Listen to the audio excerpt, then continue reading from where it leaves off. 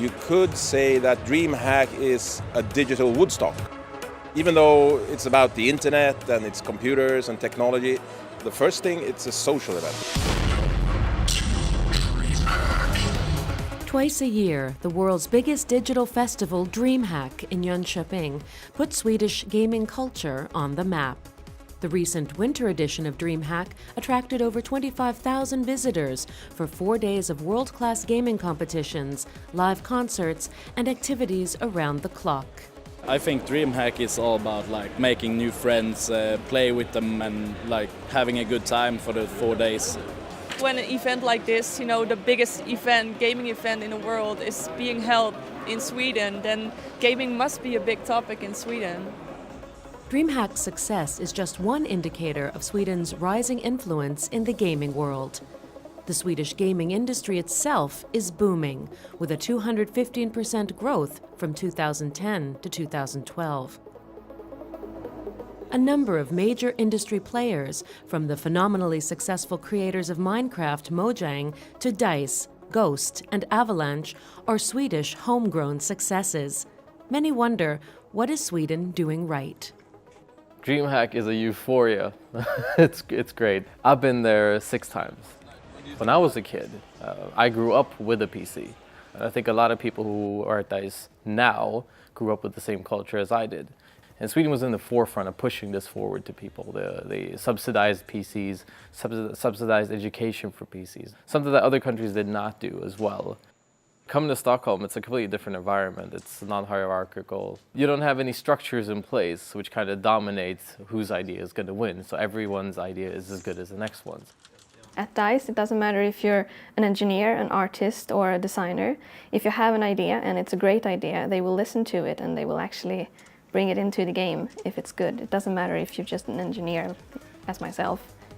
Just an engineer, but also a woman, one of the only 15% that make up the Swedish gaming industry.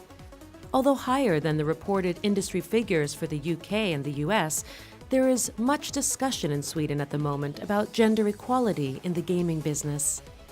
It's growing, certainly, but it's not enough, and it doesn't reflect on how many women who are playing games.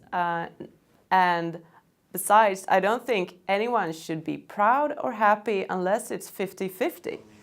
It's predominantly a male industry, but I'm thinking with the younger generation coming in, especially in Sweden right now, I mean, the borders are being completely wiped out.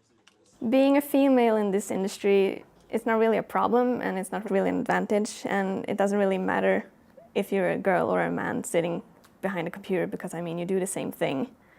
You've got female game developers and male developers working side by side, and I think it's a beautiful thing to see because we all think differently, we all have different experiences, and there's nothing that says that women can't make as good games as men.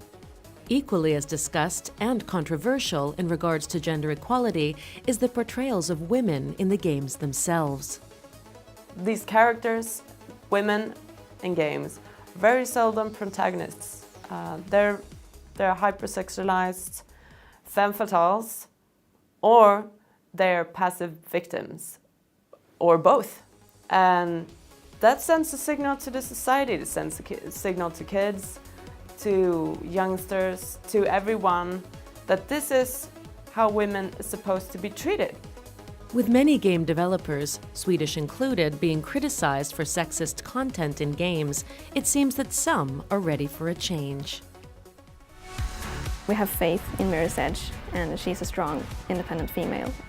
What is your problem? You don't like having a woman in your squad? In Battlefield we have Hannah, which is the front character in the single-player campaign. So I think DICE shows that they have female characters and they live up to expectations that people have around the world. So it's not only male characters, which is very good, I think. And there is a bottom line as well. It is clear that game companies have a lot to lose if they don't appeal to their female audiences. 2 recent studies have shown, one in the US and one in the European Union, that it's 48 or 49% of all gamers are female. So it's completely absurd that people think otherwise. Back in the days, it was almost exclusively only guys. Now, computer seats, it's around 10% is girls, but when it comes to day visitors and event visitors, it's somewhere in the range of 60-40 in favor of the guys. My first time here was like 20 girls or something. It feels like that, but now it's a lot. Many people don't think that, but if you're really here, then you're gonna see some girls.